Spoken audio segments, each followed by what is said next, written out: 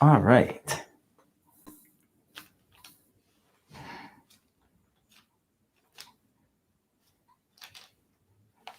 There we go. All right. So what are we talking about today? Let me put it up here. EIDL.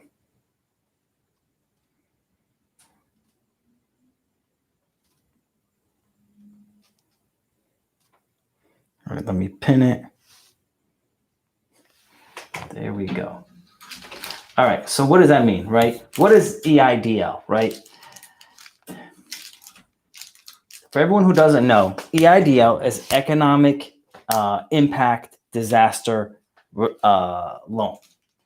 So Economic Impact Disaster Loan. That is, obviously everyone knows that what happened. COVID happened. I'll answer questions in a minute. Let me explain the program and then explain how to get the program, and then everyone can start shooting their questions in to see how they can, benefit from the program. So the program is Economic Impact Disaster Loan. COVID happened. A lot of businesses have suffered. And since they suffered, the government is giving out this money. The SBA is giving out this money to help small businesses to get back on their feet. So how they're doing that is basically offering these loan programs. There's the first program was called the PPP program, which is Payroll Protection Program. And it gave business owners money to help cover payroll expenses. And that was nice, but obviously it wasn't much money because they only gave you 2.5 months worth of payroll in the PPP program. The EIDL is different. The EIDL will cover basically any working capital, anything. I mean, if you want to do anything for your business and spend money on it, it will cover that. And what's great about this program is only 3.75% interest, and it's over a 30-year term. And there is no payments at all for the first 12 months. So let me write that down. 3.75% interest in 30-year term. Now, that looks really sloppy, but you guys get it. Now, as you know, if you've been following me for a while, I think anything below, like, say, 4%, 3% is free money. The inflation rate eats away at the interest. So for me, this is basically free money for you to go take this money, invest it into different assets, and be able to ride this inflation wave that's going to be coming. Because as you know, when you print all the money the government's been printing, they doubled the national debt. All that means is every dollar that's out there has half the purchasing power it used to have. So eventually the economy is going to see the effect of that. So all real estate's going to go up. All gold's going to go up. All companies are going to go up. Initially, we're going to have a huge drop because our economy is really doing bad. They're not talking about it, but it's really doing bad. And a lot of people are going to get laid off. A lot of people are going to lose their houses. So real estate prices are going to go down. The stock market's going to tank again. And we're going to have, I can't flip it. If you want to see it better quality, you can go to my YouTube channel, which is Pascal Corcus at YouTube, and it'll be flipped around for everyone that wants to know.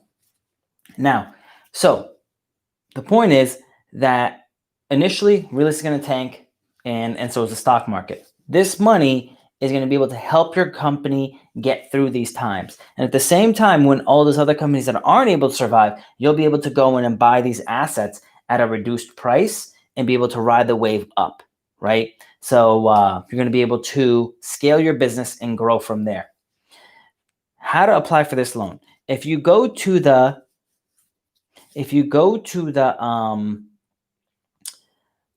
SBA.org and you apply for the emergency fund, when you apply for that for the program, they're going to basically ask you simple questions. As long as you're not at one of the businesses that they don't allow, which is basically gambling or some type of like strip club and things like that, those are the businesses they do not allow. But other than that, they basically will grant you, if you're under 500 employees, they'll grant you this loan. You have to just submit your basic information. It's super basic. business name, EIN number, address, bank account information. Because what they do is they'll direct deposit the money in your account.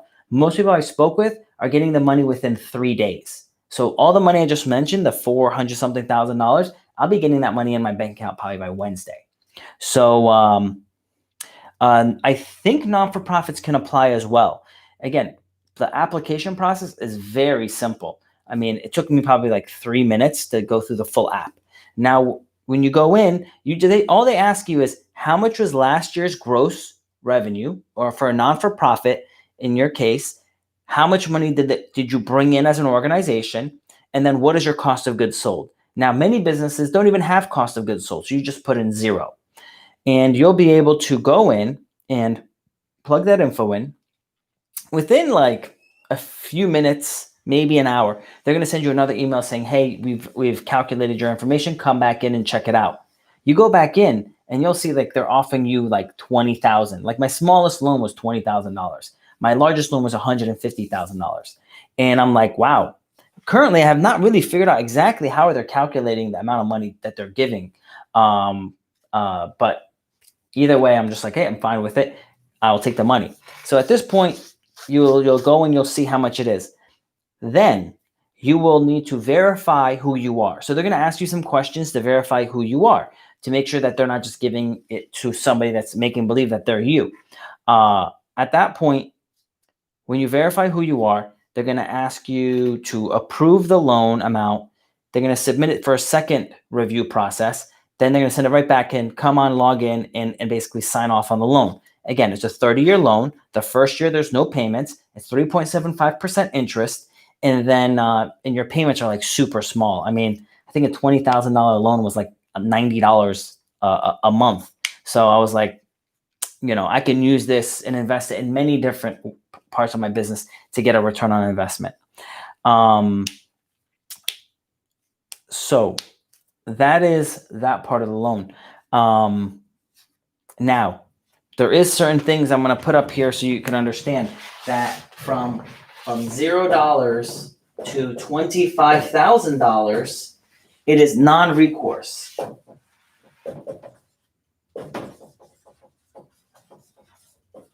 Non-recourse means from $0 to $25,000, if your company goes out of business, you basically don't owe that money back.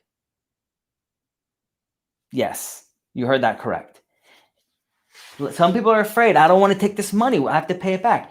If your company, because this loan is in the name of your company and you're the owner of the company, if you cannot pay it back, you don't have to if your company goes out of business. So there's a lot of businesses that are going to go out of business. Let's be real.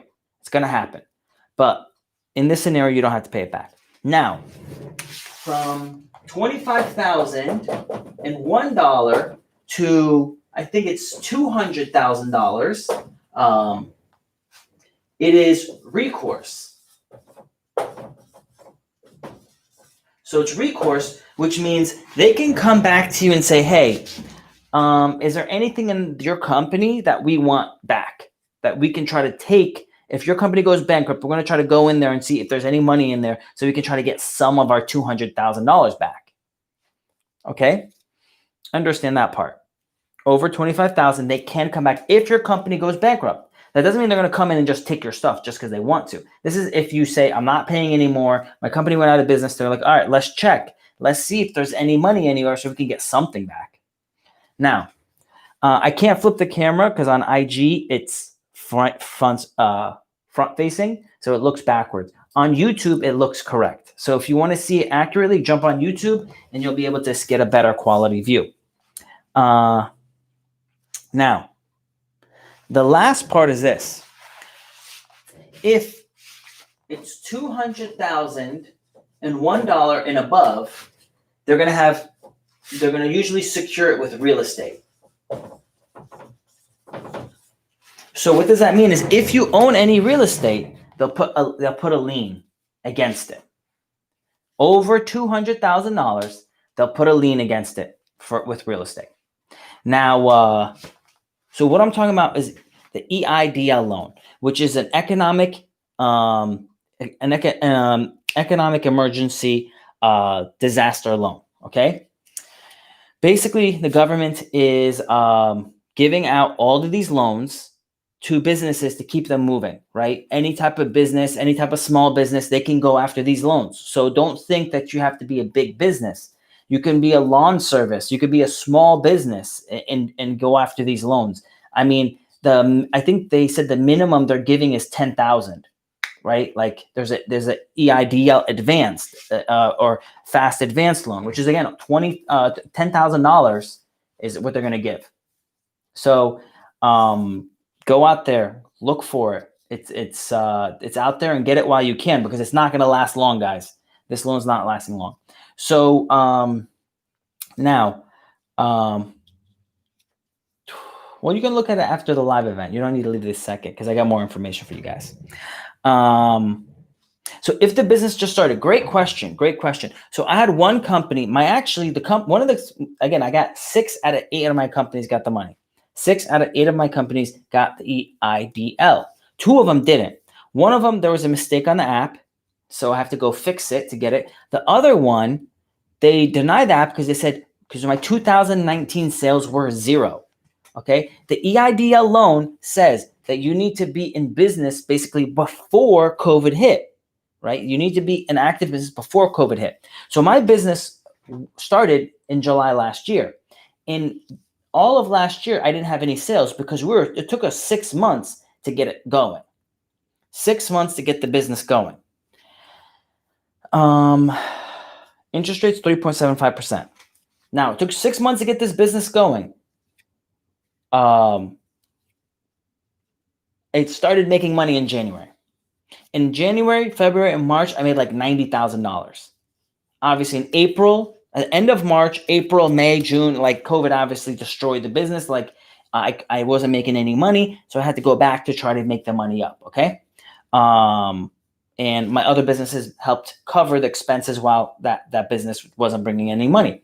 So the SBA denied the loan. They said, "Well, you didn't make any money last year. Why do you need a loan this year?" I have to now write an explanation letter stating, well, I started the business last year. It took me 6 months to build it up. Here is my tax return for last year that shows, look, here's all the money that we spent to build this business up.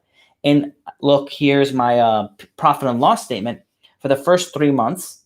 We're making money. And then here's my profit and loss statement for the next 6 months. We didn't make any more money because COVID took away all the profit we made. So if I explain that to them in the email I'm going to send with my documentation, they're going to see, oh, this guy, it makes logical sense. He was working. He tried to get it going. He did everything he could. And then COVID hit his business. And now we needs the money to help keep it going, right? Because the goal of this, the government needs businesses to stay open. Because if it doesn't stay open, people don't have jobs. If it doesn't stay open, people can't buy the products that they need or the services they need. So the government needs the business. The government needs people to keep moving, keep working. So now that it's working, we're moving, they're going to end up seeing, okay, this guy's doing something. This woman's doing something. Let's give them a loan to help them keep moving. And remember, at 3.75% interest, that's like free money. Like the inflation rate is like 3 to 4% a year. So think about this. Whatever you're paying in interest, the currency is being devaluated by that much per year. So it's really just a wash. Okay. So this is a really awesome program. I mean, honestly, it's in my opinion, it's like a gift, right? But be smart with the money. Don't just blow it. Make sure whenever you invest your money in, you're going to get a good return on your investment.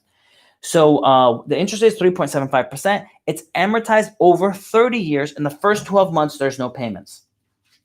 So I got a question here. What 8 companies do I own? All right. So I own a real estate construction company. I own multiple real estate investments, properties-wise. I own Ridgeline Executive Office Suites, which is a company that owns office suites and then rents out the suites to other businesses. I have 2 different insurance companies. I have an accounting firm, and I have an Airbnb business as well. And I have a flipping business, a business that flips properties. So those are the combination of the 8 companies that I own. So what would you invest in? I mean, it depends what your business is. I mean, One of the things that you're going to see is when other businesses go out of business, you can pick up their products for very cheap. So like, for example, let's just say you are a grocery store and grocery store is a bad example because grocery stores are doing very well. Let's just say you're a lawn service and one of your competitors are now going out of business because they cannot keep up with COVID since people don't want to work anymore. They want to collect their unemployment. So they don't want to work for you. So that's a problem. So to say your competition goes out of business, you can buy their lawnmower equipment for like 20, 30 cents on the dollar. You can get it really cheap. So you can use your loan to buy that. You can use your loan to invest into into hiring more employees, into marketing. You can literally put it anywhere you want to make your business grow and scale, right? This is a great opportunity. Most of the large companies were built in like recessions. Okay, that is when they're built because they realize they figure out a way how to build a great company with very little money. Got a question on YouTube. It says, so you could use the EIDL if you already have a business. You basically apply for the EIDL if you already have a business. Yes, it has to be open prior to the coronavirus.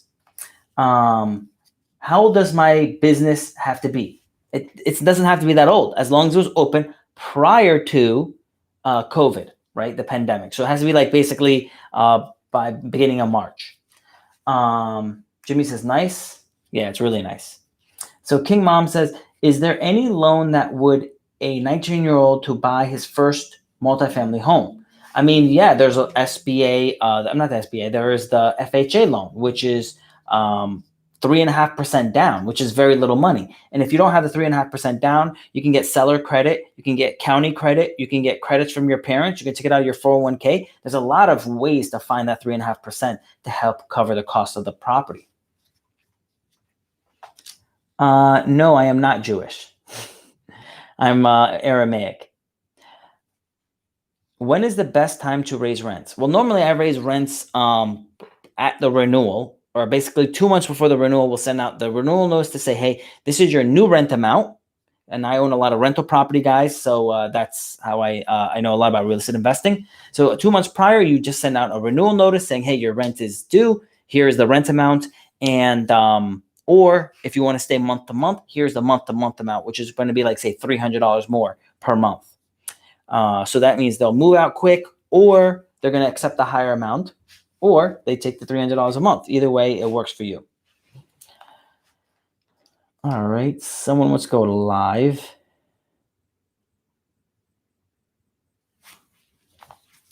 Unable to join. Hitch has a question. What is your capital when you started investing?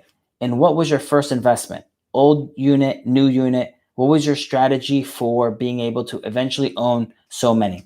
So from 14 to 19, I was studying the real estate market. I learned everything I could. And then at 19, I finally was able to get my personal finances in order. So that's why my course, the link is in the bio. It's called Foundations of Personal Finance. It teaches you everything I learned to get me from 0 units at 19 to 23 units by the time I was 23 years old. So it teaches you credit. It teaches you your tax returns, your savings in investing, and it shows you how to find the right deal, how to talk and negotiate with sellers, how to get owner financing, and also the strategy and the thinking of a successful investor. So yeah, I do have a bad eviction story. I'll tell you that in a little bit. So now to the point is at 19, I bought my first duplex, right? Normally, every market is different. So in our market, the best strategy is buy an older property, fix it up, increase the rents. So I bought a duplex. I lived on one side. I rented out the other side. I upgraded the property and I increased the rents. I then took out a line of credit, got my money back out, and then did it again. Moved into another spot, upgraded it, increased rents, and then bought another one. And I kept going again and again and again. And I kept on using this strategy every 6 months to a year. And that's how I was able to purchase 23 units by the age of 23. I basically flipped $32,000 into $3 million worth of real estate. So it's a really doable thing. You just have to make sure that everything is in a row. And that's basically what my course teaches. So which county do you live in Florida? I live in Pinellas County. So the worst eviction That is the worst eviction.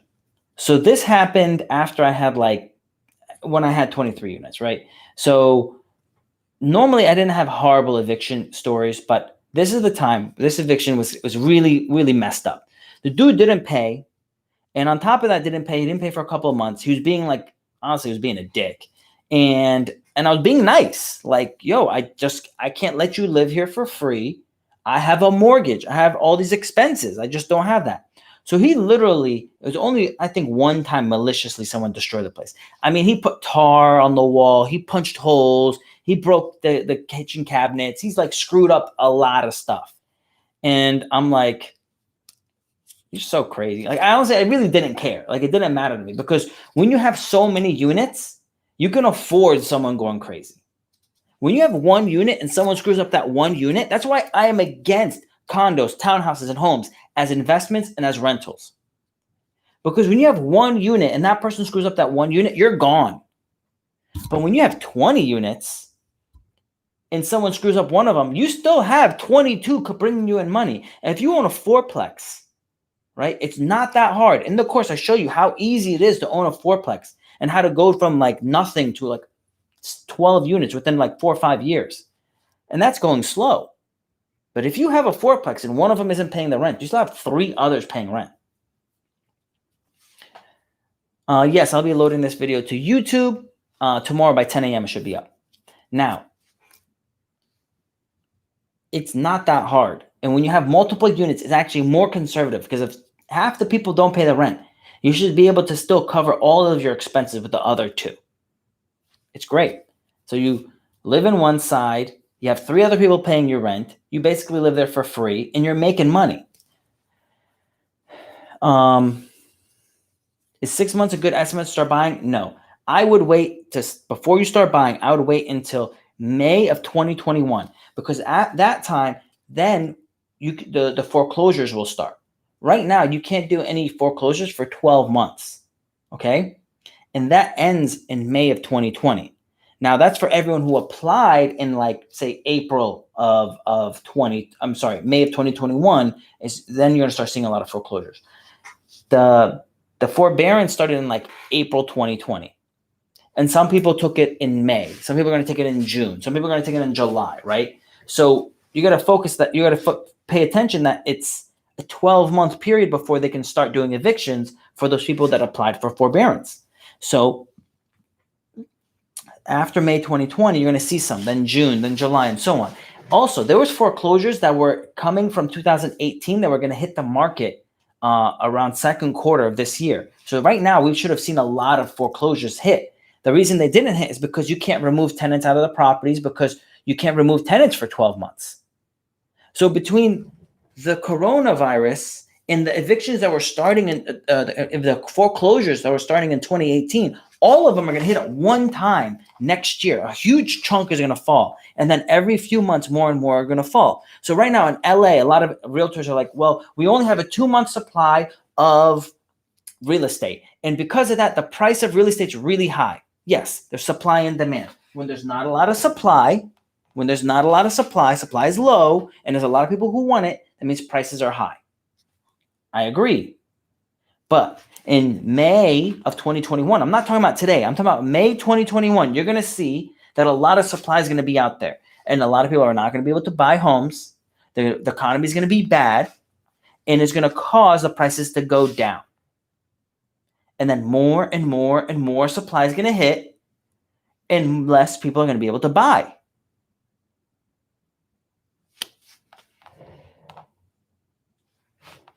I'm in Canada. You think I should buy triplex now or wait? If you buy a crazy deal, buddy, I'm talking, do your research and you'll see I'm right. So in Canada, should you wait? No, I don't think you should wait if you get an amazing deal. But if it's not an amazing deal, don't buy it, because it's going to fall. So do your research. You're going to see your forbearances are going to end in 12 months. The foreclosures are going to be allowed again in 12 months. They're being held back. They're being held back. They're not allowed to evict people. I'm out here trying to help people, guys. I mean, haters can hate. I mean, it doesn't matter for me. I'm already going to win. I'm trying to help everybody else out here, right? I'm trying to help you guys win. So what other questions you got here? I got a lot of questions here on YouTube. Do you have a mentor program? Right now I have the course. And in the course, if you take the course, I'll invite you to come and ask me a ton of questions and then basically answer all your questions. The goal of the course is for you to buy an investment property, for you to be able to grow and scale your business. Like I had someone in the DMs like, well, I don't need to take your course because I already own three homes. I'm like, okay. And but the question was this, how do I make more money? I'm like thinking to myself, my course is going to teach you how to get to 23 units and show you how I got to 23 units by the age of 23. You want to make more money, but you think you already know everything, so you don't want to take a course. Doesn't that make no sense to me? It made no sense to me. Like, you only have 3 units. That's awesome. Like, that's great. But you want a 5-minute answer how to make more money? It's not a 5-minute answer, right? It's someone's actually unfollowed me for this reason. Someone asked me how to do something, and I gave them the answers, right? Because I get the same answer again and again. So I give them, boom, I automatically send them this big paragraph. This is the answer to your question, because I get the same answer again and again. They unfollowed me, and then I asked them, I was like, yo, why did you unfollow me? And they said, basically, they didn't like the answer. I said, what do you think? Like what answer did you want? Oh, someone gave me money? No one gave me money. And I'll be honest, no one's going to give you money either. No one's doing handouts, right? I mean, I think this is a handout though. But in reality, otherwise, there's no rich uncle that's going to pop out of somewhere and offer us money. That's not how I made it. And I'm not teaching you that way because it's not happening. The odds of us winning the lotto is very slim. So I'm teaching you guys how to build it and make the money yourselves. Part 2, if you build it and shit happens, you'll be strong enough to keep it. But those people that I grew up with, that were all these rich kids, because I grew up in Paterson, New Jersey, which is like the hood. And then eventually my parents worked hard and grew and made more money. So then I started living in a nicer area. And I would see all these like rich kids. And I'm like, wow, you guys do not understand money. And now I'm 35 and I see all these guys again. And I'm like, yep, they have no money. All the money their parents gave them is gone. And now they're like, I don't know what to do. I don't know how to live my life. So you need to learn these skills. You need to learn that foundation. So if you were lucky enough to just be handed a bunch of money, you'll know how to keep it. And for those that don't, like me, were not given any money, that had to build it themselves, you're going to learn how to build it. What's up, Pablo? Pablo says, can I use the loan to pay off credit card debt that was originally made to build my company? Yes, you could do that. Yes. Or you can use the loan. The reality is that you're going to use a loan for your business, for working capital. Now, as you use it for working capital, you might have excess money left over. Now you can use that excess money to go pay off your credit card. So technically you didn't use that loan to pay off a different loan. You used that loan to pay for working capital, and then you use the leftover working capital to pay off the other debt, which is smart, because if you're saving money, if you have credit cards, you're paying 15-18%, and now you got this loan at 3.75, you're making a ton of money. If you're saving 15% on interest, that is like, you have to be a phenomenal investor to make 15%. Warren Buffett's goal is to make 15% on his money, right? So if you're able to just pay off your credit cards, you're doing as good as Warren Buffett is. Now, after you pay off your credit card, make sure you got your finances in order. You're not blowing money, that you can invest in stuff that's going to make you that higher return. And again, my investors, the people that invest with me, make 15% minimum on their money. And that means if they're making 15%, in reality, I made 22 to 23% because I get a cut of the profit and then they get their 15%. So that means in reality, if you get as good as I am in real estate, you can make 23% on your money. Jimmy says, great information as always. Thanks, Jimmy. Some people shake my head. You know, Jimmy, you can't save the world. We're trying to, but we can't save everybody. Be enlightened. Lighting is great today. Yo, I got this blaring light. I'm like, I barely can see right now because that light is so strong because it was too dark last time, and I wanted to make sure the lighting was better. So do I have a mentorship? No, but I'm working on it. Let me know if I should get one going. Question is, can a single real estate agent get EIDL? It's possible for them to get the EIDL. You'll have to, one, you have to see if you have an LLC or EIN number. If you don't, there is a, honestly, I think you should be able to. Yes, I think you should be able to, because I remember reading in the options out there, it says if you're in a sole proprietorship, self-employed, which is a real estate agent is, that should be available for you. Do you buy stocks? I do buy some stocks. I buy GOLD, gold ticker, and but otherwise I mostly focus on like buying real estate and investing in real estate, and then scaling my businesses that I own right now. Yes, mentorship, please. All right, Jimmy. Hugo says, hi, Pascal. If the market goes down, would it be a good idea to buy with an FHA loan? Of course. Of course, you're leveraging your return at that point. Like, this is the best part of real estate. Like, the fact that loans are so easy. Many businesses cannot get loans easy, okay? But real estate, you can. So let's talk about this here. Let's run the numbers. All right, so just so you guys know, I got a finance degree, minor in mathematics. I got a second degree in accounting, minor in economics and international business. So if you want to run numbers, I can run numbers for you. I also, again, have an accounting firm and have an insurance agency, and I'm opening up a mortgage company. So any questions regarding your business, your finance, your structure, I'll be able to answer that as well. So let's talk about it, right? So if I think, let's just say you have a $400,000 property. I think a $400,000 property will at least go down 20%. $320,000 is what it'll be in, like, say, 2 years, okay? So there will be rare pockets that they're not going to go down. Like, but I'm talking about specific neighborhoods that are super hard to get into. Other than that, I believe that you should be able to see at least on average a 20% decrease on personal real estate. I'm going to be going after commercial real estate. I'm going to be going after like $5 to $10 million plazas. I think they're going to drop like 75%. Okay. But you have to get to a certain level to be able to play that game.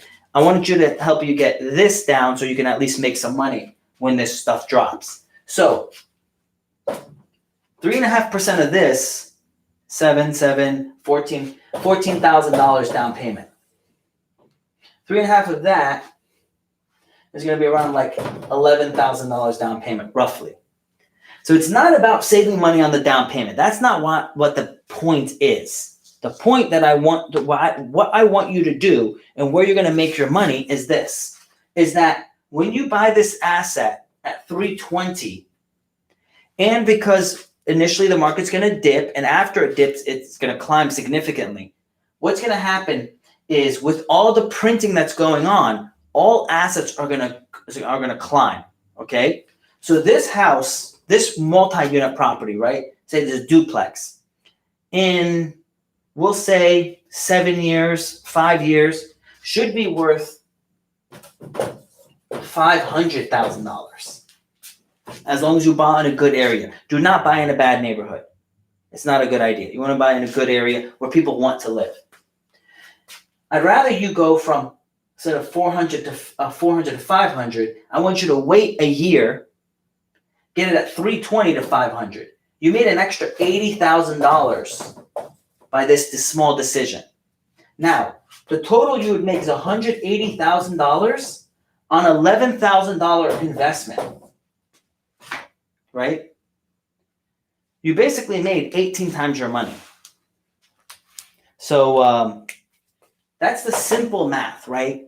You don't have to be advanced in math to understand this concept, that things are going to go on sale and you want to buy them or not on sale. Now, multi-units in general, though, good economies, bad economies, no matter what, perform really well during a bad economy and in a good economy because people need somewhere to live. When they lose their house, they're going to live somewhere. So they're going to go and live into these multi-units. They're going to move into apartments. And, after initial flatline in rent, normally after a year into the recession, rents go up because there's so many people renting now instead of owning.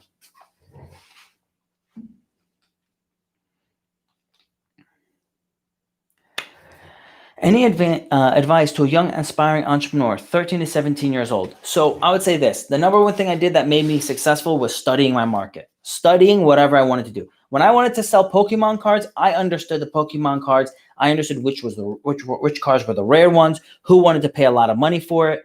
And then I would trade the not as good cards for the better one. I would trade the basic cards for rarer cards. And I would upgrade to these rare cards because they're worth a lot of money. And guys, I love you guys being here too. Dom Daddy says, so great to be here. I love you guys too.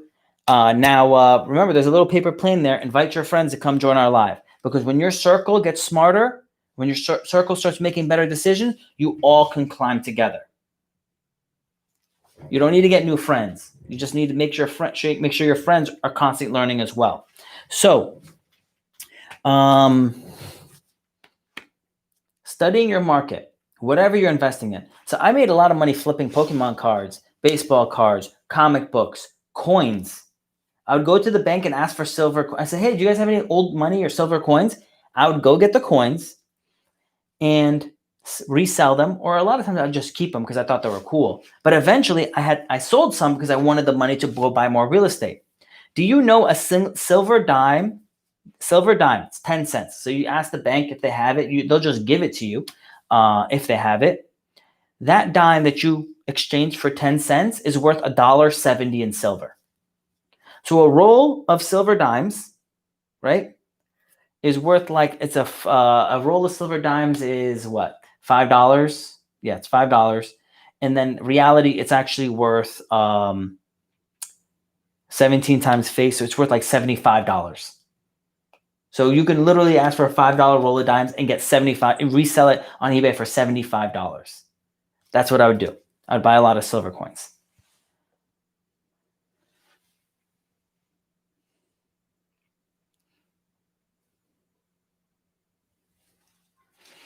All right.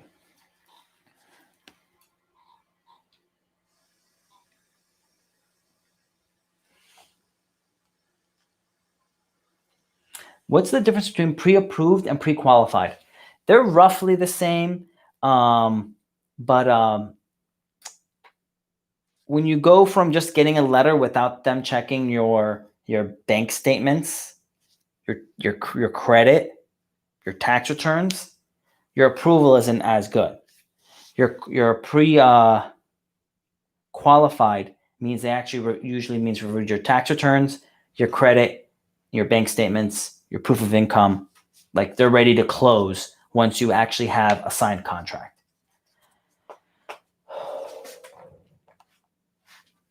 Lance Nielsen says, I'm inviting all my loan officer friends to watch. Cool. Yeah, so I have an app coming out, guys, and I'm in the process. I have a friend actually that has his platform hosts Apple Pay. And I'm trying to work on something now where I have a platform where loan officers around the country will be able to get a lot of free leads and work off of our system and basically make money from home on their own. So keep watching, and hopefully, God willing, sometime next year we'll be able to come out and help a lot of people save money on their home mortgages. Hugo says, what's the difference between cap rate and interest rate that you look for on every deal? What's the difference? I mean, at least 2% difference, right? The greater, the better. So that's one of the things I look at. Now, there's a lot of other things I look at, but normally 2% between cap rate and interest rate. Will you be licensed in Vegas for loans? What I'm doing right now is it won't be hard for me to be licensed in Vegas or any other state. I'm going to see where's the volume going to come from, right? I don't want to, it costs a lot of money to have your audits done.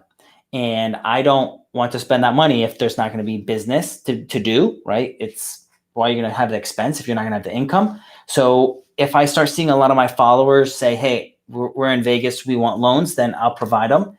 And then what I'm hoping for, though, is I team up with somebody that's in Vegas to work on my platform.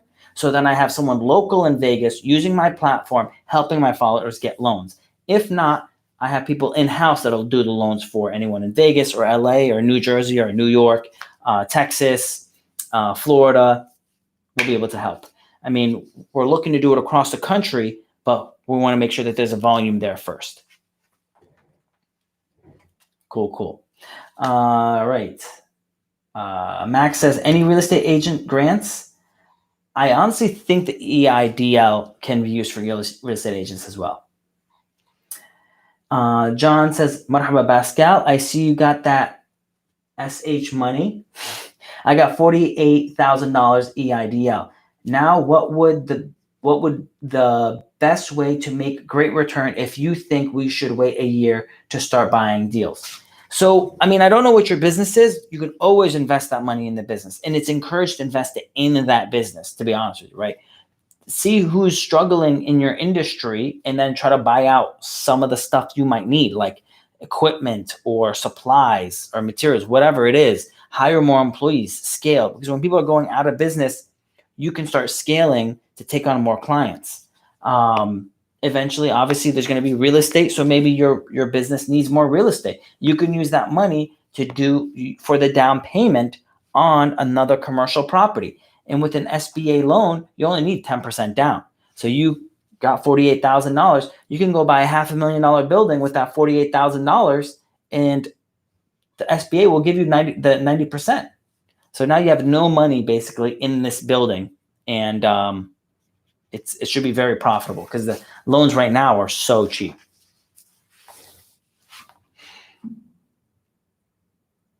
All right.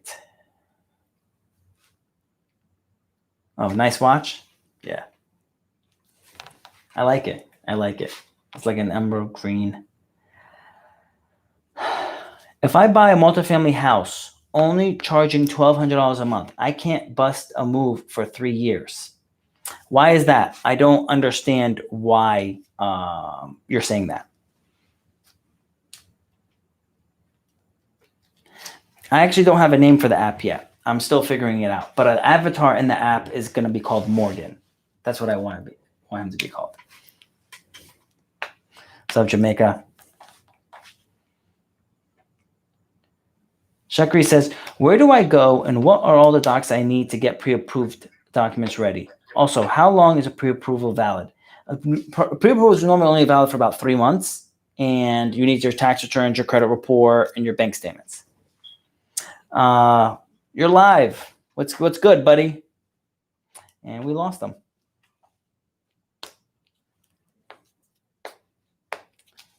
What's good, guys? Would you recommend buying a house with an HOA? Honestly, I don't encourage buying houses, right? I just don't encourage buying houses. No condos, no townhouses, no single-family homes.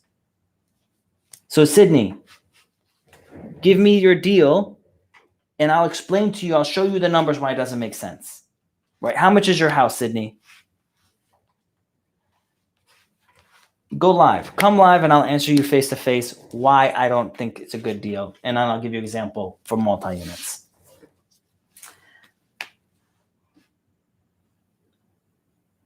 Yeah, Jimmy's like, Rolly. Did you see my black Hublot? It's nice. That matte black. So why shouldn't we? So it's $249,000 for the house. Okay, it's $249,000. Tell me about your taxes. Tell me about your insurance, and tell me how much you would potentially rent it for. The question is, how long have I been in the industry? I started when I was 14, and I was doing like jobs, construction jobs, helping people with stuff. And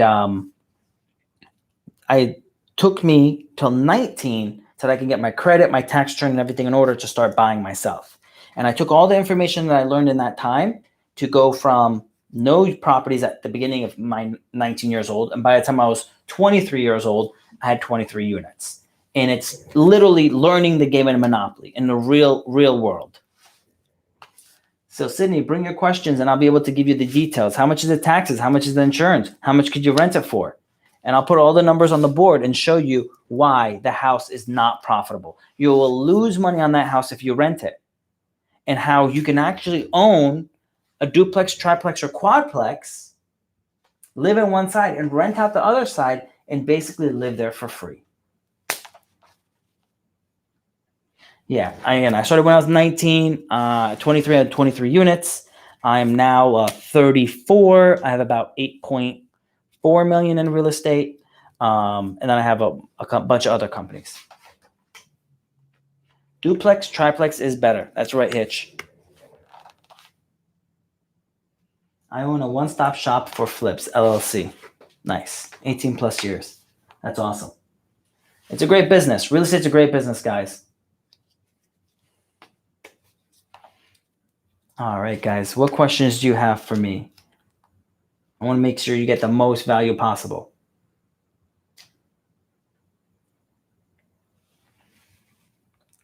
The question is, what is the main thing to concern when doing real estate? So what is the main thing to be focused on when you're doing real estate is make sure that you're paying the right price. You make your money in real estate when you buy the real estate. That is like the price you pay determines how much money you're going to make. So not saying buy cheap property. Do not buy cheap property. Do not buy bad areas. Excuse me. What I'm saying is you made a profit when you bought the property.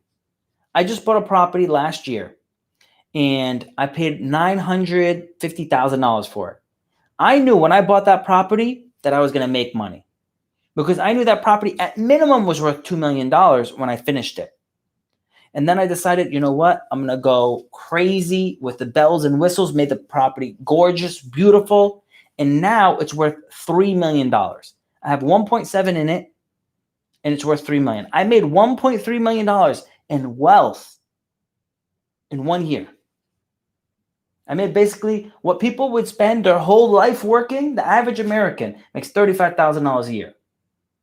$35,000 a year. Average American household. That's husband and wife. That means $350 in 10 years. 30 years of working. I made that in 1 year. What they would make their whole life. Now, when I started, I was only paying $8 an hour. When I started, I was only making $17,000 a year. But I knew enough. So it doesn't matter where you're at today. Study your market. Study the game. Do not give up. And you'll be able to get there. But I had dreams. I had visions. I was like, I'm going to get there one day. I know I could get there one day. And you have to be faithful. You have to believe. And you have to keep pursuing. You have to keep studying. And you'll get there. Febin says, do you hand your properties over to a property management company or do you manage them yourselves? So I manage my properties myself, meaning I have an in-house manager. You don't have to do that. If you can get a good property manager, you can do that. If you have a job that pays well, you can have someone else do it. If you have a job that pays extremely well, you can partner with somebody else and have them do all the work. Find a deal, remodel, manage everything. So it depends your situation. Everybody's situation is different. For me, when I started, I just knew a lot of the business already because I worked the different jobs. So it wasn't difficult for me to do it. I already had the learning curve and I was already there. Hey, what's up, April? April says, hardly any multifamily is available here. Just viewed a 3-1, 1,100 square foot home in Tennessee tonight, listed at 105. Comps show other homes ARV around 120, 125. I know what you're going to ask, April. I don't think that's good enough. I really don't think that's good enough. Part 2, loans. When you're going to get a loan, it gets harder when you get more and more loans. So you really want to be smart on the loans you're getting. So try to go for, if you're going to buy a home in Tennessee, buy a fourplex in Tennessee, okay? Because again, you have a limited amount of loans. Try to maximize on how many loans you get. Batman says, first-time home buyer. I'm under contract for a 300K duplex and there's 30 to 40 in repairs. Appraisal is tomorrow and I'm still wondering whether to go through with it. So Batman, how much is the taxes? How much is the insurance? How much is the current rent amount? Give me the data and I'll run the numbers for you, okay? And then what are once you put in the 30, 40K in repairs, what is it going to be worth? Like, you tell me, what do you think it's going to be worth?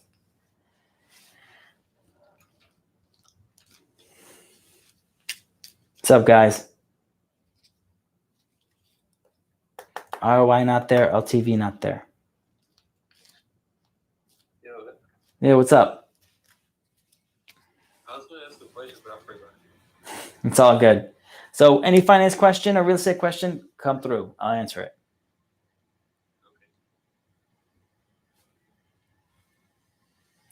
Got a question that says, can I sell my soul for money? No, you can't. I mean, you could, but then what happens is everyone that does that, and I've seen a lot of people do that, what happens is they blow the money that they got, right? They blow the money that they get because they don't know how to manage it.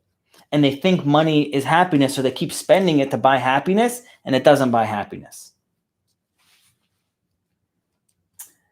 All right.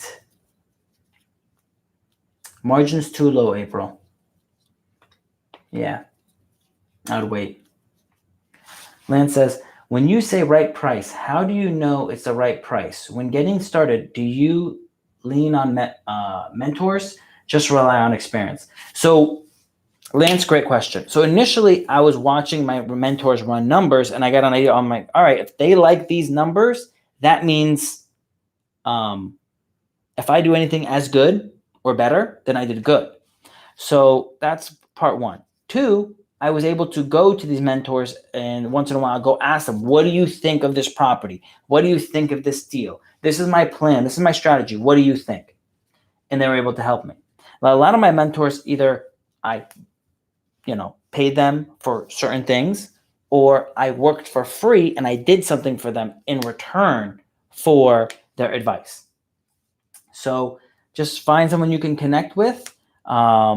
And again, in my course, when you buy the course, you have a section that gives like a big discount. Say, hey, I'll review your financials, get you set up to make sure you qualify for a loan, and I'll review 10 deals for you. I mean, normally, and I think I put that up there for like $1,000. I would review your financials and 10 deals. Where any of my in-person clients, because I have accounting clients and that I give advice to locally, that would be like $3,000. So I give a big discount since it's a lot quicker and easier online.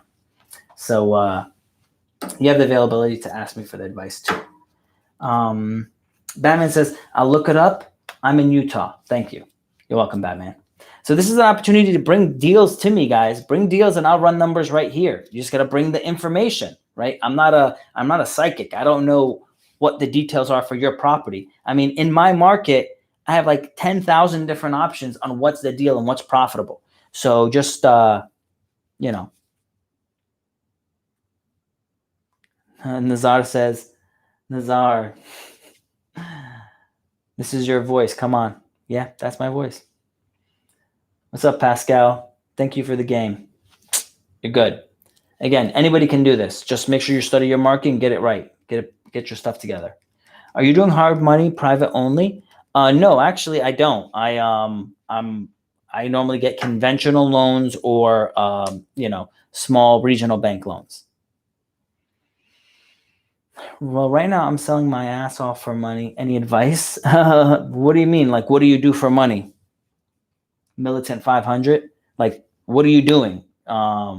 Because again, when I started, I was working my ass off for money, right? I was working $8 to $12 an hour and saving up everything I could. And then I took that money, I flipped Pokemon cards, video games, coins, whatever. I did do stocks as well. You know?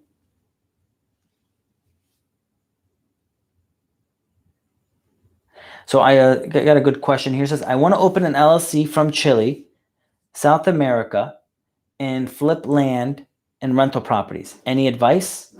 What I would say is make sure whatever you're buying, you know what you're buying, because it isn't just like how I know the market's going to go down. This is the simplest way I know how the market goes down. When I see people from California investing in my market and they don't know anything about my market, I know it's going to go down. This happened the same thing in 2007. When I see people from South America and China start buying property here and they know nothing about my market, I know it's going down. Done. Because if they don't know what they're buying, they're going to overpay. And I'm like seeing stuff and I'm like, wait, this is way too expensive. Who bought this? And obviously I get to know people. So they'll tell me, oh, this guy out of South America bought it. I'm like, all right, I know. It's overheated. Market's going down. So be very careful. You make your money when you buy a property. Don't think, if you think you're going to buy it and the price will go up, it's called speculation. And that's how the last crash happened. So don't think, no, when I buy a deal, I know I'm going to make money, right? I know I'm going to make at least this much money. And I put in a couple of other things in my requirements to buy a property to be able to get lucky and make even more money. But at minimum, I know I'm going to make at least this much, right? So at minimum, I normally make at least 25% of my money.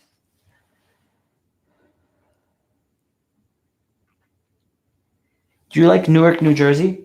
I grew up in Paterson, New Jersey. I know Newark, New Jersey. I don't like it as a rental property play, right? New Jersey, New York, California, bad. It is a tenant-friendly state. The margins are very thin. If you want to flip property, if you want to buy an old property, bulldoze it, and build a brand new house, those are good states to do that. But the rental property game, it's very, very tricky, and you got to be very careful because the legal side of it is very expensive.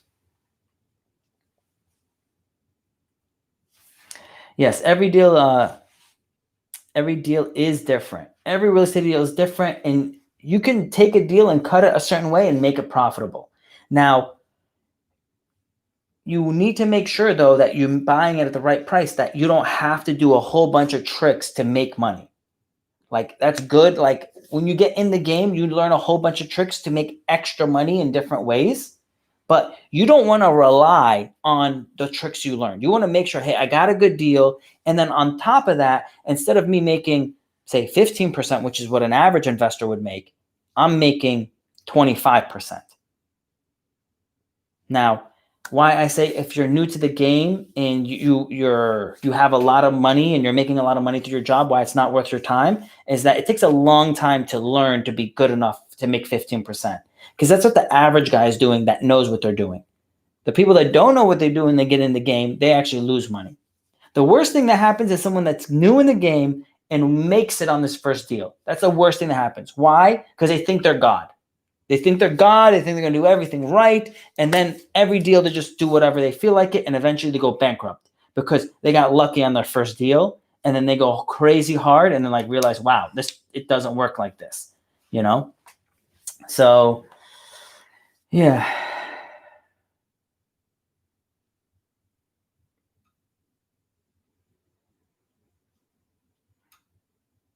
All right. Location. Yeah, how was Paterson, New Jersey? Paterson, New Jersey was not fun. I was in elementary school. I got into a fight like often. I was in elementary school and I got in a fight often. It was not fun. How much does credit go down when I try to refinance 2 months apart? Honestly, it shouldn't go down that much. And then if you're pulling credit around the same time, normally the credit bureaus don't impact your credit as much because they know that you're shopping.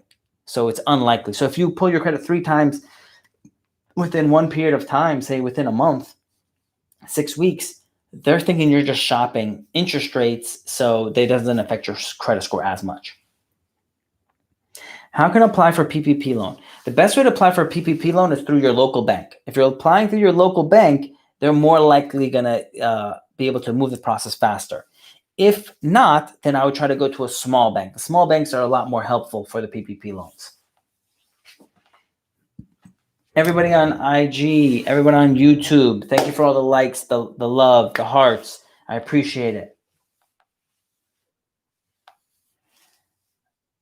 All right, the last question here I got is my personal home, 390K, is in North Dallas suburbs, one of the best school districts, 10 out of 10. I might move to another city later this year and wondering if I should sell or rent this house. Can you get $3,900 in rent for your house? If the answer is no, sell it. Easy enough?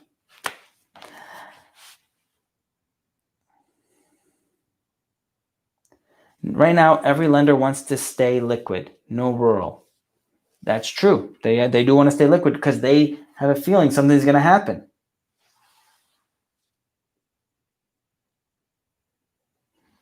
Yeah. So you're going to see, because again, if you're not making $3,900 a month, you shouldn't keep it. I didn't even ask you about your profitability. Let's just say, Colonel, your home is 390K. How much is your mortgage?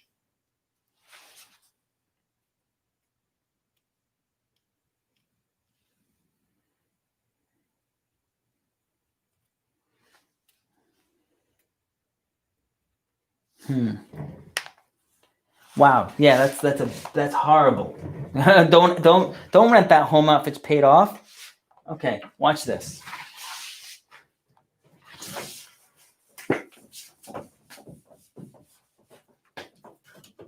So, watch this. 390K. So, my investors do no work, and they make 8% a year in rent.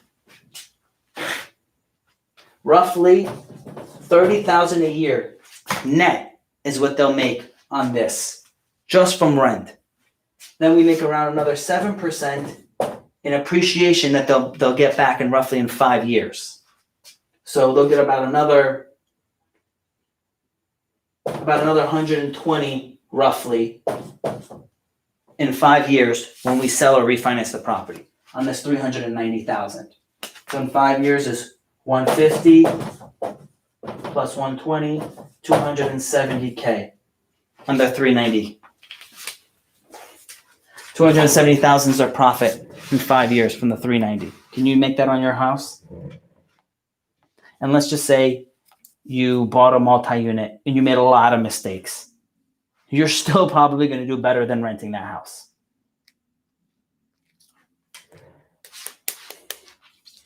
So Batman says property taxes is $3,508 and home insurance on average is $1,344. That is bringing in roughly $5,000 in $5,000 a year in expenses.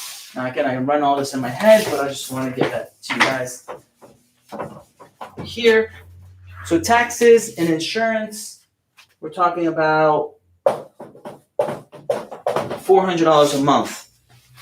And Batman says $340,000 duplex. You're doing FHA, so you're doing 3.5% down. That means you're going to put down $10,000. Your loan is $290K. It's gonna be something like $1,500. That's roughly $1,500 a month for the payment. Again, I'm doing that in my head.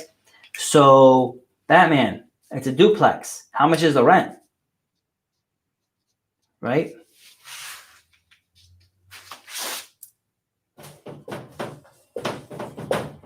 That's your expense without anything breaking, without anyone not, paying their rent, without any of that stuff, right?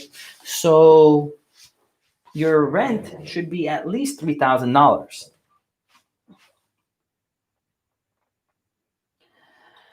So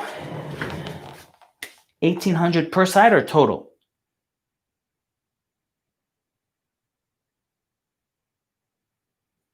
says the rent is $1,800. So basically what I'm being told is you have to pay $100 a month to own this property. Why would you pay $100 a month to own this property? Now, if it's $1,800 per side, now we're making money. But each tenant pays $900. So Batman, you're telling me you want to pay. All right, let's get the red out.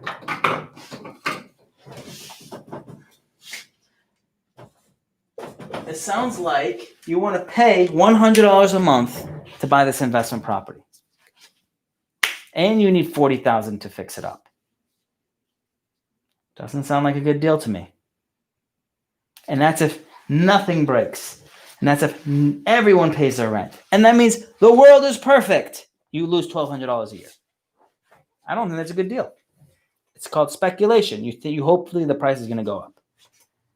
Now, if you know the duplexes down the street were selling for $500,000 and you're going to buy it for $300,000, put in $40,000, maybe put in another $20,000 to make it nice. So you're in for $360,000. You're going to sell it for $500,000. Closing costs are going to be like $40,000 between all the realtor fees and everything else, and your carrying costs on your hard money loan. You'll net out $100,000. Then okay, buy it, fix it, flip it, move on. Keeping it? Why would you keep it to lose $100 a month?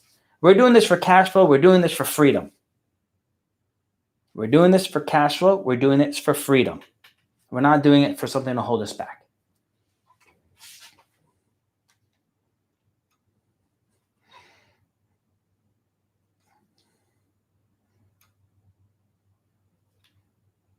Turn around.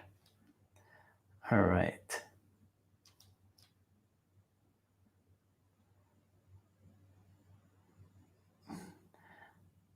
So that was too fast. What was too fast? Hey, what's up, buddy? Hey, sorry, my hair is not too good. It's yeah, it's all good. How's it going? Oh man, I'm excited. I was not like. Okay, keep missing. Sorry, I have tons of questions. I follow you lately. I have the same car at my age. I have tons of questions for you, but I'm way behind you. Okay, here's the question for you. Listen, if you have an I-8 and you're behind me, you need to start upping your game up, buddy. Yes, I am. Unfortunately, make a lot of mistakes. Okay, here's the situation. I'm a tech person. Live in Santa Clara. Okay. Cool. This is my living situation. It's nice.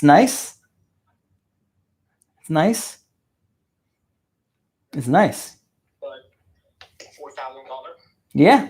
per month. Yeah, it's Cali. You know. And then I paid $100,000 something for the car. Okay. And the insurance and everything. Yeah. So I 650, 65 goes out of my pocket. Like 65,000 out of your pocket. Just goes. It doesn't come to me. Just Yeah. goes. And it's huge. And I know that it's a mistake, but first year after getting PhD and all those shit, so You want to feel good. You want to feel good. You want to live it. I told my brother, my buddy is a doctor, right? I said, look, when he's like, oh, I'm going to get this and this and this and this after being a doctor. I was like, bro, by the time you make your money, you pay your taxes, you buy your car, and you pay your student loans, you're not going to have shit left. So just understand that and be okay with it. Just be prepared, because you're going to be really sad when you find out that, wow, I got my doctorate, I got my car, and now after I pay all this stuff, I have nothing. So I feel you, bro. I feel you. So I have done, driven my car. I have seen enough girls. I have done it in my life. I've settled down with my girlfriend. She is going to join a VC venture capitalist, which also a big revenue. I'm in tech making $350,000 a year, roughly. mm-hmm. The bonus, and I should not actually release that. So you're paying about $150,000 in taxes, is what you're telling me. Yeah. That's why you need to invest in real estate, because, again, I own an accounting firm. I'm a numbers guy. So So yeah, you need to invest in real estate. One, because you know that with the amount of taxes you pay, when you invest in real estate, most of that money isn't going to be taxed. So the last 15 years, I've paid almost no money in taxes. Yet I have a 3,000 square foot house. I have an I-8. Listen up. I came from LA. I don't have citizenship yet, but my green card is coming over. Yeah. I'm Persian and moved here for Quebec. I'm making enough money, but I think I'm not going to do this forever. It is not the way that I want to do. I want to do podcasts. I want to do multi-business. Exactly what you guys are doing. From Patrick, all the way you guys. You guys are mentor. And cool. I want to do those. Eventually, and then when you step up, I step up. Yeah. Like, Patrick's cool. Manny Kashabin's Persian too. Like I look up to Manny. I love Manny. I think because he has the cars. I want the cars. Like, you know what I mean? Like, I get it. I want what you want. We all want the same thing. And what I'm out here trying to do is help you guys to see it. Like, what this is the hard part where people are making a lot of money. And because when I'm telling about, hey, take my class for Foundations of Personal Finance. Most people think, why? I have some money in the bank. I have 30, 50,000 in the bank. What are you going to teach me? You got to understand, I made my money making $8 an hour. I made $8 to $12 an hour. And I learned how to save $32,000. And I flipped $32,000 into $3 million in real estate by the time I was 23. So you have to understand, making money is not everything. That is like 10% of it. So when people say, I don't have money to start a business, you guys need to chill out. Because Buddy just said he makes $350,000 a year. And he's like, I rent. So understand, money is not going to get you this. Studying, learning. He didn't become make $350,000 a year in one day. He studied for a long ass time. I studied a long time. So you need to study and get the mind right to get to that level. Listen, anyone is listening to basketball, but he is awesome. Everything that he's doing, like great, from different track, like me from fucking science coming to this year with picture, background and shit like that from Iran. But we are all trying to work our ass off because we decided this. We appreciate this working hard, and we really love this competitive. Just I don't know how to put it. Like I don't know. I don't want to make it political, but I love competitive capitalism. I love it. Do you know what? What you gotta understand? Because I wasn't born here. I came when I was 3. My parents also were we obviously immigrated to America. What the biggest thing that people don't understand how it works in the rest of the world outside of America, right? That you're in a country where if you work hard, you can get rewarded for it. Now you think that's crazy, right? You're like, wait, if you work hard, of course, everywhere pays you. No, they don't. Many countries in the world do not reward you for working hard. Socialism doesn't reward you for working hard. Socialism doesn't reward you for doing better and improving things. Many countries, they will decide, like in Syria, where I'm from, if you didn't do good in high school, you have no shot ever of getting anything better than where you're at. You can't do anything else. You're done. You got the military. Get out of here.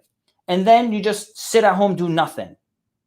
So here, if you F up, America will forgive you. Go to school. You F up, start a new business. Do something else. Colonel Sanders was like 60 years old by the time he figured out a company that worked. He failed so many times. That's why you can't quit. You got to keep going. And that's what America's great, is because you can actually work and get rewarded for your hard work. Yeah, that is resilient. That is how we recover. That is how we pull it together. And we need mentorship. Everyone needs mentorship. I am every day attending different mentorship, and I would like to talk a little bit more about my financial status and Go ahead. it's an advice from you inside. So I'm sitting on 100K cash right now. Okay. And I am also 4,000 for the house, 1.5 for the car. Okay, and I think 4,000 is my expenses. I'm not lavishly kind of for 1 year. I'm not stupid. I know that I'm doing this just because I didn't have anything in the past. I have to have it, otherwise I would be always like, So anyway, so now I want to be clever and make the right decision. Okay. What do you making as So let me ask you this. Do you have any, like, first thing, very simple. Do you have any credit card debt? No. Okay. So in the car, do you own it or do you lease it? Lease it. You're leasing it. Okay, good. And then now let me see what else. And you have student debt? Nope, never. Nope. Good. So literally you're making this money and you're saving it. So basically at this point, what I would say is this. I think the real estate market is going to go down hard in California. Some people are telling me, Pascal, no, you're crazy. All the realtors are saying there's only 2 months supply of real estate. Yeah, today there's only 2 months supply of real estate. In May of next year, I think the prices are going to come down. But there's this thing, right? There's this thing that they say, live where you want to live. It's an old real estate saying, live where you want to live and invest where you need to invest. You have to invest where the profits are.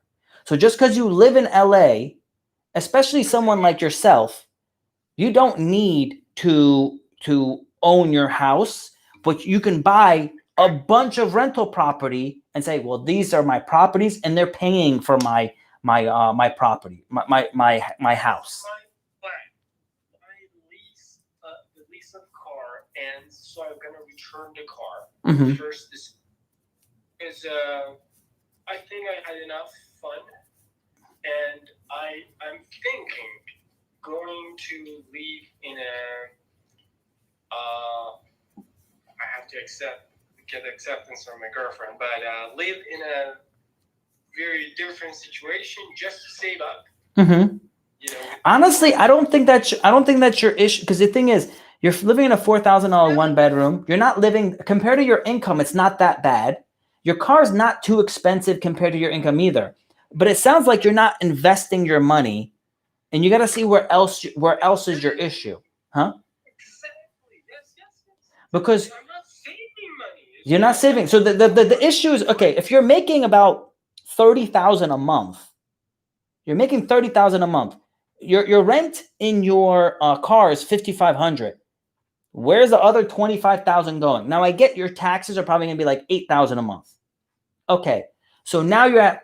And I have maximized my 401k, like, because for the company that I work, Yeah, they maximize. So if I donate 90%, they donate 80%, like 90 match 90%. So got it. That's why this company is big. I can't name it, but you can kind of guess. Yeah. And the other good thing is this, what's good about you, in case anyone doesn't know this trick, you can sometimes do what's called an in-service distribution, which means you could take some of the money out of your 401k and transfer it to an IRA outside of your company. You then, when you do that, you can use the money inside of that account to invest in real estate. So in his situation where he's trying to keep himself from paying so much in taxes by putting into a 401k, you can still loop around and still put into an IRA and then invest into real estate as well to get your higher returns. So now, at the end of the day, now how much are you putting a month into your 401k? It is about 70, to be honest, maximum. 70 a year. 700 a 6 months. 700 every 6? I don't understand. 700 what every 6 months? Every 6 months. Okay, 700 what every 6 months? Like, because it's not $700. No, it is $700. No, it is talking about? Like, how much are you putting into your 401k? 401k. It is 9% of my income salary. Okay, 9%. I got you. So you put in 9 and they match you 8. So they almost double the amount of money. Very good. So now, An account that they put how much money they match it is for health. So if for healthy people, they recommend they call FSH. So high deductible. So you put a lot of money. If you don't touch it, it's not taxable. So I also maximize non-taxable stuff. So your FHA, so your FSA. So your FSA is basically an account where you save your money for your medical bills. Exactly. Yes. Yeah. So I understand what you're saying. You're still spending money somewhere else. Like, well, let me ask you this. How long have you had this job for? How long have you had this job for? About 2 years. In overall, I was University of California, Santa Barbara, PhD in computer science, and a master's in computer engineering from University of Calgary in Calgary, Canada. Got it.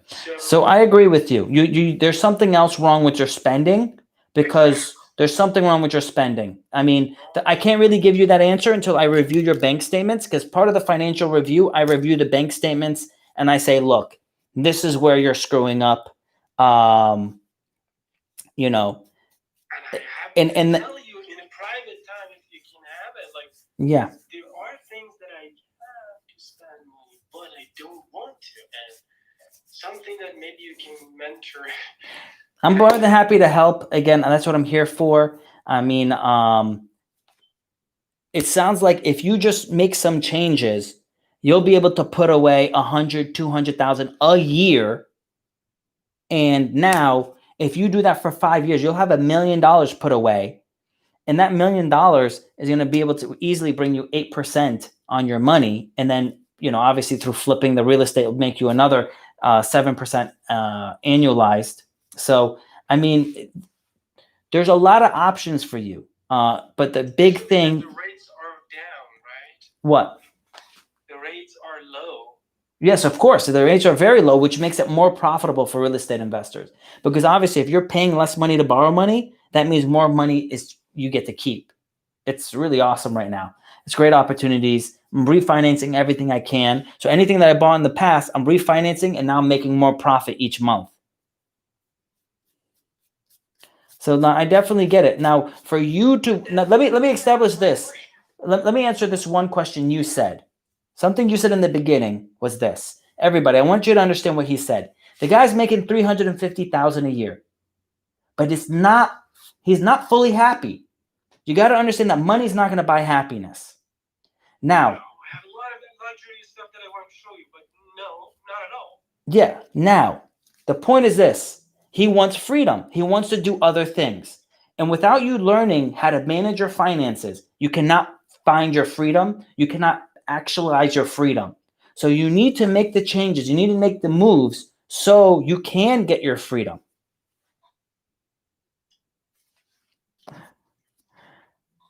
Showing his Gucci shirt. That's cool. That's funny. Yeah, I mean, again, at the end of the day.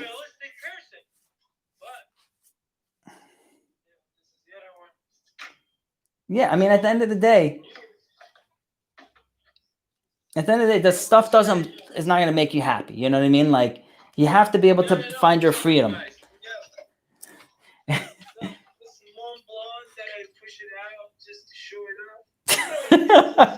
This guy, you're too funny, buddy. You're too funny. This guy's too funny. No, I mean, it's the truth. This guy's telling the truth, everybody. So what I got to say is you got to get your finances in order so you can buy your freedom. Because until you say, I'm going to do this when I want to do it, you're basically, you're enslaving yourself. You have to buy your freedom. Freedom means that you have to decide about the time that you want to spend on. Yes. You can decide. Yes, that's exactly. Freedom. Until you can. Family. Yes, exactly. So the goal is my goal with some people keep on talking about money and stuff like that. I like money and I like cars, right? And I like stuff. But at the end of the day, my goal was to have freedom. I wanted to be able to buy my freedom And now I can choose to do what I want. Now I really love what I do. So I just keep on scaling and getting bigger and bigger and bigger because now it's a game to me. So, buy your freedom. Some of the comments. They love you, buddy. They love you. They think you're hilarious. Thanks, guys. I mean, be real. Like, honestly, there's no point. I mean, yes. I'm coming from a ghetto, from fucking Iran, which was like the situation. There was no even possible to get to California. Like, I kind of brought myself here without any family. I'm the first generation.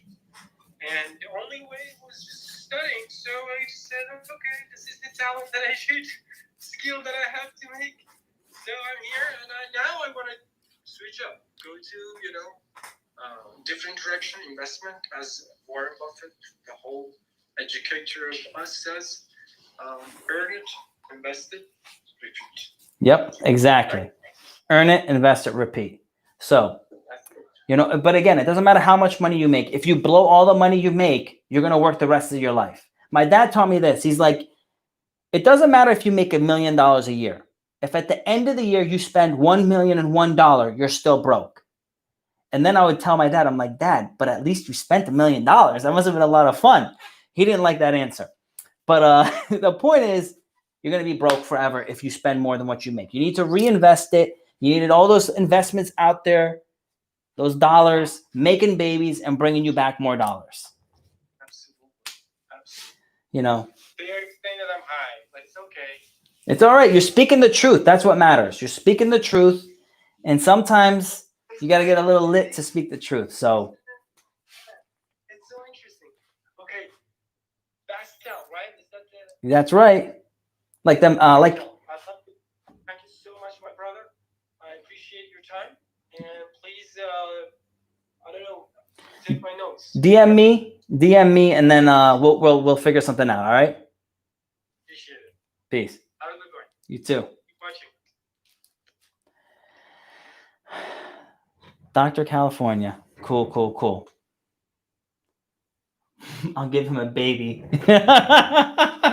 Someone's like, I'll give him a baby. That's funny. Oh man, it was fun. It was fun, guys. So this dude's speaking the truth. Making $350,000 a year. Has a condo, has the car, but has nothing to show for it. And he feels enslaved to his job because he doesn't have the ability to do what he wants to do. And that's what, when you're finally got it together and you're investing in real estate and you have that money coming in, that passive income, you have basically bought your freedom. And that's why if you look at my old quote, I said, who do you think is richer, a plumber or a doctor? And the person that's really rich is the plumber. He can actually have more freedom and keep more of his money compared to a doctor. So it's, I love it. I would advise this person to learn money fundamentals. Then after that, seek out a psychotherapist because you have lost aspects of your psyche from some trauma. Nah, the guy's cool, bro. The guy's cool. Let's be real. No one is taught finance. Everything that I learned to get where I'm at, I went and seeked out specialists in each area of the course that I created. Each area, I got a different specialist, a different mentor to teach me these things. That's how I was able to do what I did. I mean, not like when I did it, I thought it was no big deal. But to think back now at 19, that I flipped $32,000 into $3 million of real estate, that's not normal. I really spent the time to learn this. So I packaged it together in a course for people to learn it. So when people, most medical doctors, despite they're making 150 plus, do not understand money. And they think just because they're a doctor and they make money, that automatically they can do whatever they want. They can spend whatever they want. They can eat whatever. They can vacation whatever. They can buy whatever they want. And they realize a few years later, shit, I'm 10 years away from retirement. I have nothing to show for it. So guys, you're not taught finance. This is not taught in school. You have to educate yourselves. All right, guys. answer a few more questions and try to give you more value. School doesn't teach you finance. School teaches you how to be a good employee. Okay? So you have to learn it yourself, right? And that's the purpose of my course, is to make people understand the different financial aspects between credit, tax returns, investing, so they can grow and they can finally, get their freedom. Jimmy says, I'm taking your course. Jimmy, what do you think of the course, right? We've already put out a bunch of sections. We got a lot more to come, a lot more good stuff. What do you think of it? Daniel says, facts, real talk. I love it. So how does the course work? The course basically teaches you credit, so you can understand how the credit system works. Tax returns, how tax returns work, how those things blend together for lending, the different lending options, how to find a deal, negotiate a deal, get seller financing, and close on a deal, either using seller financing or not using seller financing. Also, it teaches you how intelligent investors think. All of that is basically in my course, and the link is in the bio if you guys want it. It's on sale. It is a video course, and it has PDF documents, or not PDF documents, written out, verbal. So it's video and verbal. There's also a question section where you add your additional questions, and then anything additional, you guys can actually come on the live and I'll answer it face to face. So there's a lot of time to go into detail with your personal situation. Listen, the goal of this course is this: to get you into your first investment property, and then from there, scale up to at least about 20 units. That is the goal of the course. Do you provide certificates at the end of the course? Yes, there are certificates. I think each section of the course has its own certificate. So tax has one, credit has one, financing has one, finding and negotiating a deal has its own. And there's a lot of bonus sections. I think there's like three or four different bonus sections. They might actually be compiling in one section, but there's a bunch of different bonus content. So Jimmy says, fantastic, nice, honest. I love that you love it, right? Because I'm literally pouring out everything into this thing, and I really want people to learn and grow with it. Is there a promo code? Right now, it's I think it's already on sale. So link in the bio, the sale's on, so go check it out.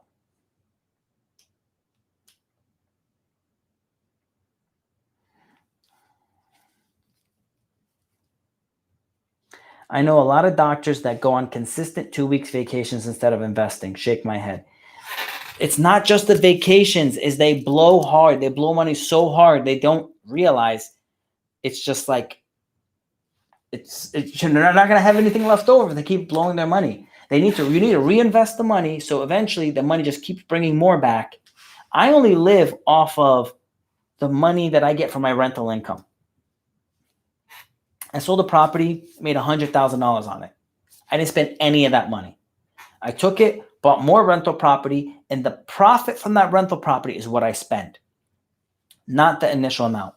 So I bought my i8, right? You know, I have the BMW i8. If you guys don't know which car that is, that's the car, the BMW with the butterfly doors. It's a really sick car. Some people are like, oh, did you buy it cash? Did you buy this? Did you buy that? I was like, no.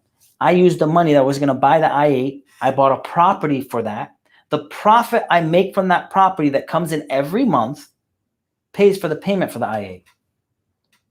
So I don't pay for the i8. That property does. Richard says, the course is awesome. You changed my finance mindset towards savings. Thanks, Pascal. She didn't want to listen to me because I'm not credible enough since I am not a millionaire. Laugh out loud. Who is she? Oh, my fiance's mindset. Okay, awesome. Julian says, at Richard, all the time, people not on this mindset have to see proof before investing time and money into learning it. Yeah, that's the problem. Is like most of the time, people don't want to educate themselves until they find out that they're literally going to financially die. Like they're going to be bankrupt. There's going to be major problems. And that's the problem, is that if you're already that sick financially, it's hard to get into a healthy position. And you don't even realize what's healthy anymore because you were so sick financially, right? You had like, I met with this one friend. I talked to him about his finances. He's making $150,000 a year, yet had $30,000 in credit card debt. And I was like, when did you get that credit card debt? He's like, oh, that back when I was only making 30 grand, I got up to $30,000 in credit card debt. I was like, bro, you've been making $150,000 for years now. You still didn't pay it off. You're paying 15, 18% interest. They're like, oh, I can only afford a $200,000 home. I was like, why? You make $150,000. You can easily afford $500,000 home. But finances are horrible. Credit is horrible. They're just holding themselves back. This game, if you play it right, you can have everything you want, but you have to play the game. People are mad. You know what? Most people are mad is because they play the game how they want to play and then get mad they don't win. I don't get that. Right? You have to play the game like it's supposed to be played. I got another story. So I have a friend. He has a tech company, and his company actually hosts Apple Pay on his platform, right? He's actually one of my mentors. And he had someone come into town that was a friend of his, and he's a doctor, anesthesiologist, makes $500,000 a year, makes a lot of money. So I met with him, and he's like, I'm looking at these homes. He's looking at homes for $500,000. And I'm like, makes $500,000, but he wants to buy a $500,000 home? All right, you're conservative. Cool. He wants all this stuff, and he basically wants to buy a $500,000 house, but spend so much money on it that it makes no sense to me. I was like, why don't you just buy a $700,000 house, $800,000 house? It's already going to have everything you want. Why are you going to spend all this money on this other house that you're going to basically waste your time and money to do it? He's like, well, I don't want to spend that much money for a house. I was like, look, you were looking at $500,000 homes, but when interest rates were $500,000, you were at this payment. Well, today, because interest rates are at 3%, you could buy an $800,000 home and have the same payment and have everything you want in this house. He's like, wow, I never thought about that. It just doesn't feel comfortable buying a house more than $500,000. You see the problem there? Thinking. Guy makes $500,000 a year. If he did one day of overtime, he would pay his whole mortgage. And you're spending 8 hours looking for a house for $500,000. I was like, one day of overtime a month, you'll pay for your whole freaking mortgage. You're wasting your time. You got to change the way you think. So the way a man thinks, so he is. You think rich, you'll become rich. You think poor, you'll become poor.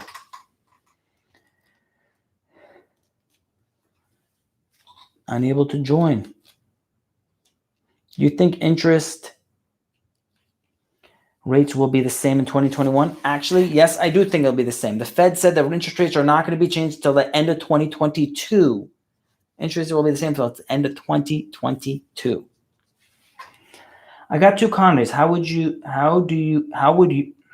I have 2 condos.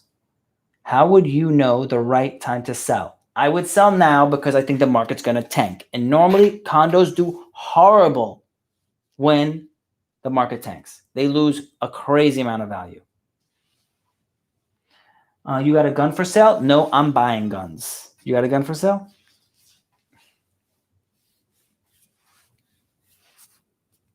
All right. All right, guys. Let's see.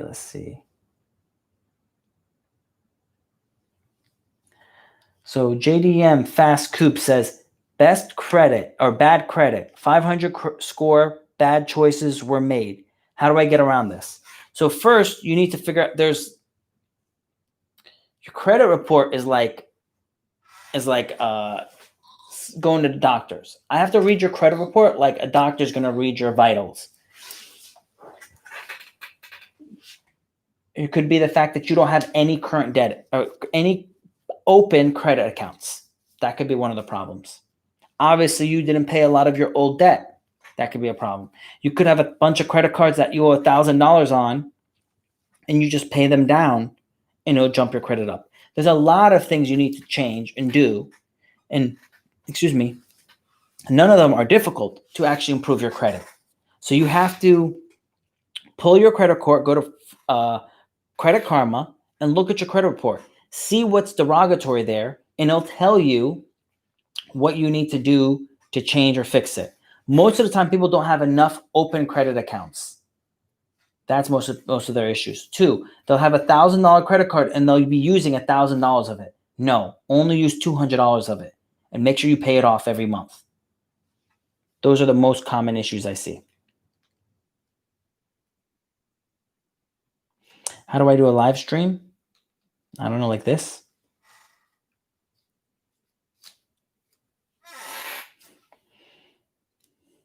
Johnny says this is very informative. Thanks, John. I'm trying to provide you guys a lot of value. I like that you drink High Life. Yeah, High Life is good. Hey, what's up, buddy? What questions you have for us?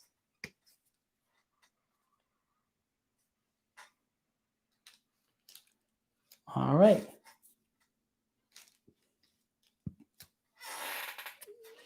Essentially, your course must have plenty of examples of how to leverage capital. Pascal? Actually, yeah. I have many examples of how to leverage capital, how to, from a nurse, to go from being a nurse to buying enough real estate where the real estate's making up for the $50,000 she's making as a nurse, so she could quit if she wants, or she could just continue being a nurse and have that rental income. Jimmy says tons and tons of value, brother. Thanks, Jimmy. I appreciate it. He's talking about the course.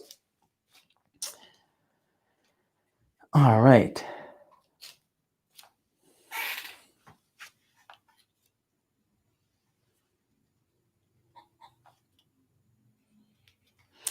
Hey, what's up, brother? Good, how are you? I'm doing good. Yo, amazing, a lot of information, by the way. I got you. So I'm currently in a shared tech, which is the certificate and stuff.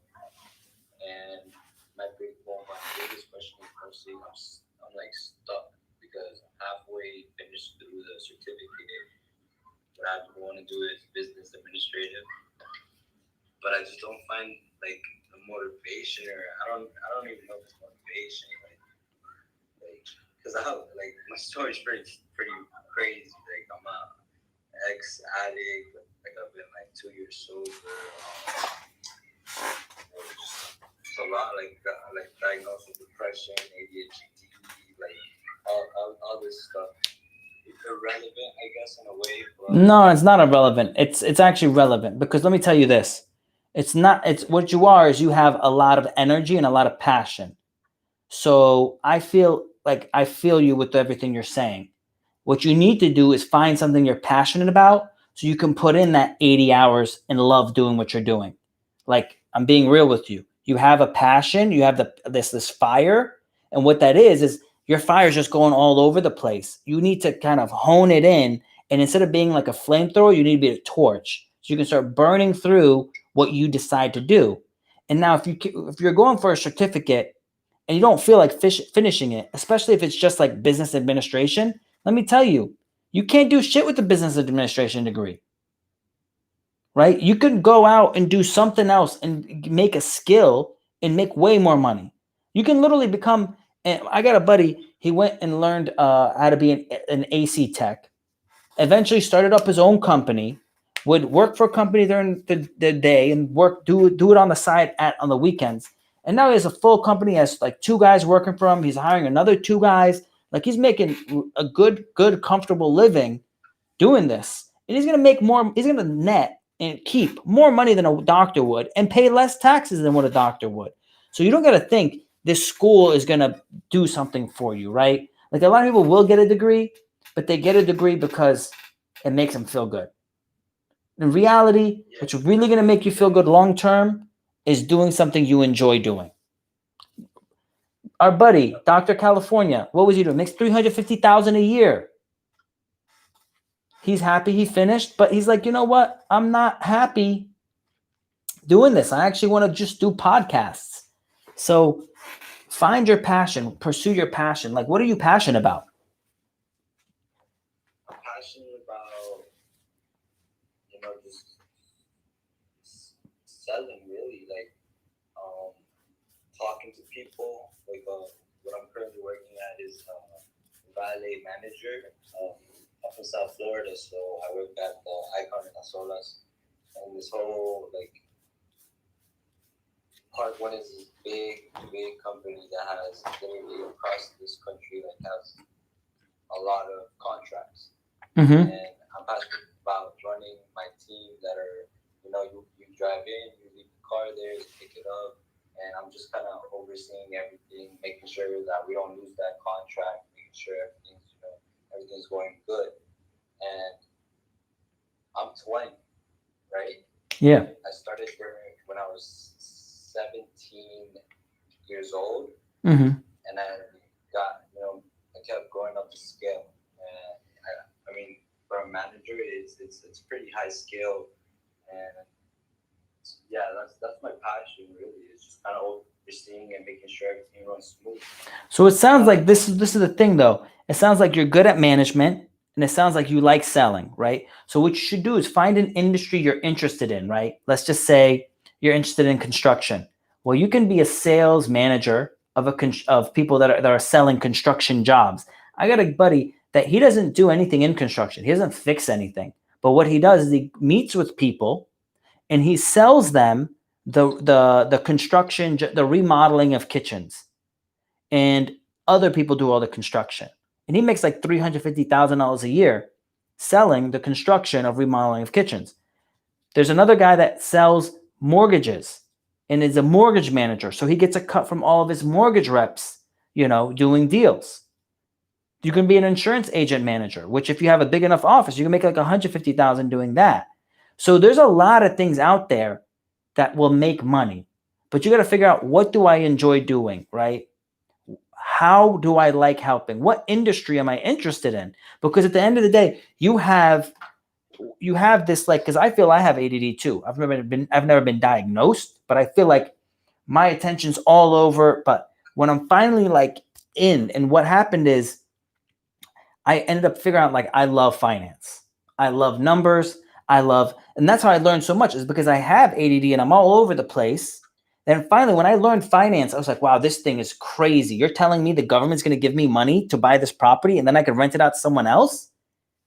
And they're saying if I do my taxes right, the government's going to give me more money. And if I get my credit in order, that means they're going to keep on giving me, actually, banks want to give me money. They're asking me, they're begging me to take money from them.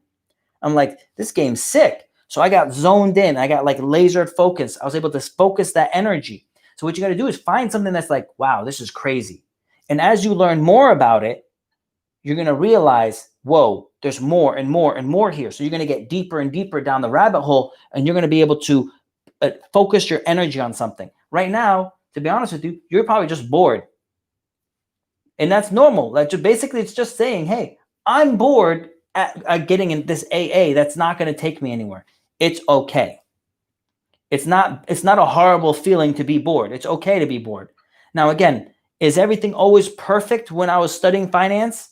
No. Some stuff I was like, man, this is boring. But I knew I needed to learn this, because if I learned this, the next level, the other stuff I'm trying to learn is going to be sweet.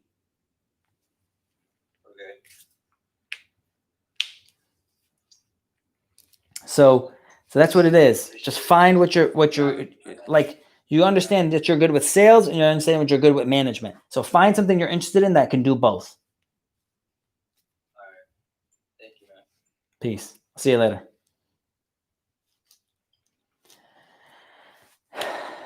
Buddy's going to do great. He's going to do great. It's all about keep on pushing forward. What's up, Richard? All right, guys. We've been live for 1 hour and 15 minutes. I'm trying to provide you guys with so much value. If you have any questions, feel free to put it in the captions of all my posts on YouTube and on IG. Just feel free to ask your question on there. I answer the questions in the captions of my posts more than my DMs, okay? I see those a lot easier because I get a whole bunch of DMs. I can't even get to everybody. All right. 2, if you want to bring yourself to the next level, if you want to try to get to 20 units, you need to take my course, Foundations of Personal Finance. All right. The link is in the bio on my YouTube. I'm sorry, on my IG and on my YouTube. Some of my older videos have a link to the course as well. If not, jump on IG and you can go and cop the course. I'm telling you, it's going to bring you to the next level. Jimmy's funny. Jimmy's like, my iPad battery died, so I hop on my iPhone. Guys, I love you guys. I love all the feedback. Thank you for liking all my IG posts. Thank you for commenting. Thank you for sharing. What is it? It's not even been a year since I started my account out, and now I'm about to over 150,000 followers. Thank you guys. God bless you guys. Honestly, I do it for you guys because, I was blessed enough to learn this stuff. I want to bless you guys as well. All right, guys. Stay safe. See you guys Wednesday at 10 p.m. Peace.